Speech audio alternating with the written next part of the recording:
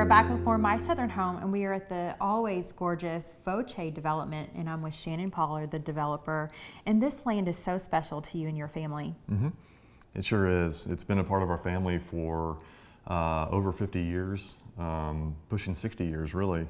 And so the biggest thing that I wanted to do when we did this development was continue having something that I'd be proud of, something that my kids would be proud of, so that when they're driving past this property 30 years from now, that this is something that they can look over and say, hey, Dad was part of this, and this is something that we're proud of, and we can still drive into here and still feel a little bit of the way it felt before it was developed. And your grandfather is the famous Eddie Arnold that everyone knew and loved, and he wanted you to develop this land. That's correct. And Eddie loved buying property. That was one of the things, because he was a sharecropper on his own farm when he was a boy, and so he understood the value of land and understood that if you could, you buy a piece of land and you sit on it as long as you possibly could. So knowing that there's always something that you're going to probably end up selling it or developing it or something, he always knew that there would be an end project or end sale to whatever it was that he purchased. And this was the last thing that that before he passed away, that he passed on to our family and to us to do something responsible with.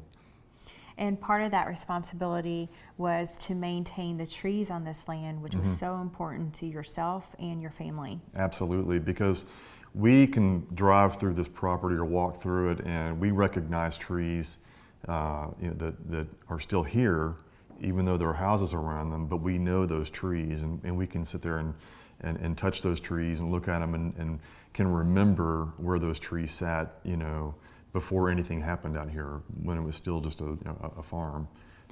And you invested in topography maps that outlined every single tree here.